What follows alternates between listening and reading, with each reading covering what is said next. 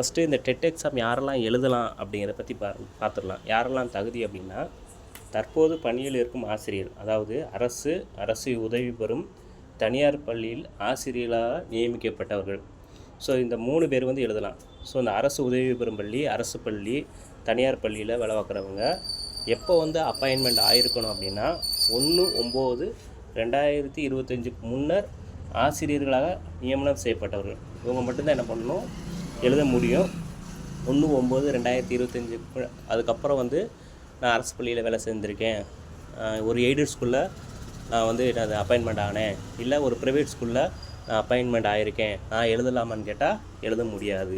So 1/9/2025க்கு முன்னாடி அரசு பள்ளியில், அரசு உதவி பெறும் பள்ளியில், தனியார் பள்ளியில் யாரெல்லாம் அப்பாயின்மெண்ட் ஆகிருக்காங்களோ ஸோ அவங்க மட்டும்தான் எழுத முடியும்.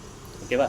ஸோ இன்னொரு டவுட் இருக்கும், என்ன அப்படின்னா, இந்த கவர்மெண்ட் ஸ்கூலில் தொகுப்பூதியத்தில் அடிப்படையில் இல்லைனா பகுதி நேர ஆசிரியர்களாக என்ன பண்ணுவாங்க, ஒர்க் பண்ணுவாங்க. அதாவது அந்த கவர்மெண்ட் டீச்சர்ஸ் வந்து ஏதாவது மெடிக்கல் லீவில் இருக்காங்க, ஸோ 1 இயருக்கு மேலே 1 இயராக என்னது மெடிக்கல் லீவில் இருக்காங்க, ஸோ அதுக்கு பதில் நான் போய் என்ன பண்ணிக்கிட்டு இருக்கேன், கிளாஸ் எடுத்துக்கிட்டு இருக்கேன் அப்படின்னா நான் எழுதலாமான்னு கேட்டால் எழுதலாம்.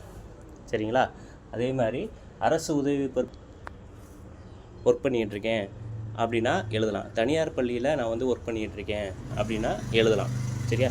ஸோ இந்த தனியார் பள்ளியில் ஒர்க் பண்ணிக்கிட்டு இருக்கக்கூடிய ஆசிரியர்கள் வந்து எப்போ சேர்ந்துருக்குன்னா 1/9/2025க்கு முன்னாடி வந்து என்ன பண்ணியிருக்கணும், அப்பாயின்மெண்ட் ஆகிருக்கணும்.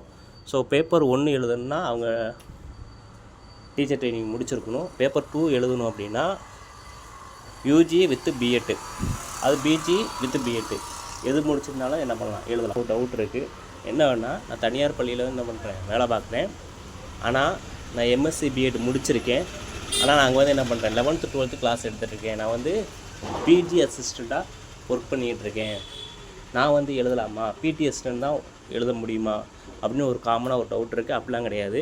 நீங்கள் தனியார் பள்ளியில் UG with BEd or PG with BEd எது முடிச்சுட்டு நீங்கள் பிடி அசிஸ்டண்ட்டாக ஒர்க் பண்ணாலும் சரி, பிஜி அசிஸ்டண்ட்டாக ஒர்க் பண்ணாலும் சரி என்ன பண்ணலாம், இந்த எக்ஸாம் எழுதலாம்.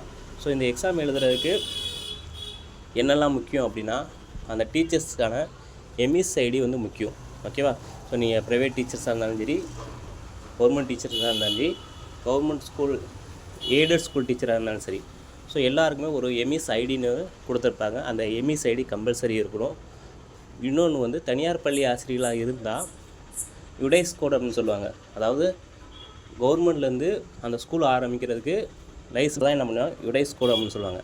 அந்த கோடு இருக்கணும். தனியார் பள்ளி ஆசிரியர்களுக்கு எம்இஸ் ஐடி இருக்கணும், அடுத்து யுடைஸ் கோட் இருக்கணும். இந்த 2 இருந்தால் கம்பல்சரி என்ன பண்ணலாம், இந்த டெட் எக்ஸாமை எழுதலாம்.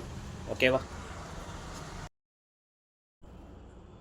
ஸோ அடுத்து பார்த்தீங்கன்னா, ஸோ இந்த டெட் எக்ஸாமில் நம்ம வந்து எலிஜிபிள் ஆகிறதுக்கு நம்ம எவ்வளோ மார்க் வந்து ஸ்கோர் பண்ணியிருக்கணும். ஸோ இந்த எக்ஸாமை வச்சு நம்ம பாஸ் பண்ணிட்டோம் அப்படின்றத வச்சு இதை வச்சு வேலை எதுவும் கொடுக்க போகிறது கிடையாது. ஜஸ்ட் இது வந்து எலிஜிபிலிட்டி எக்ஸாம் தான். ஸோ இந்த எலிஜிபிலிட்டி எக்ஸாமுக்கு எந்தெந்த கம்யூனிட்டி எவ்வளோ மார்க்ஸ் வந்து எடுக்கணும் அப்படிங்கிறது கொடுத்துருக்காங்க. அதாவது பொது பிரிவில் இருக்கவங்க 90 மதிப்பெண்கள் எடுத்தால் நீங்கள் வந்து என்ன பாஸு.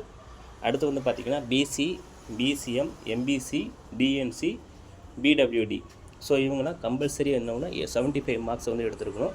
ஸோ இது வந்து ரீசெண்டாக அனௌன்ஸ் பண்ண ஜிஓ படி 75 மார்க்ஸ் எடுத்தால் BC, BCM, MBC, DNC, PWD இவங்கெல்லாம் என்னது 75 மார்க்ஸ் எடுத்தால் பாஸு. அடுத்து வந்து பார்த்திங்கன்னா எஸ்சி, எஸ்சிஏ, எஸ்டி, ஸோ இவங்கெல்லாம் 60 மார்க் எடுத்தால் நீங்கள் வந்து என்னது எலிஜிபிள். ஸோ இந்த எலிஜிபிலிட்டி வச்சு நீங்கள் வந்து ஃபர்தராக வந்து என்ன பண்ணலாம், யூஜிடிஆர்பி வந்து என்ன பண்ணலாம், கம்பல்சரியாக என்ன பண்ணலாம், எழுதலாம்.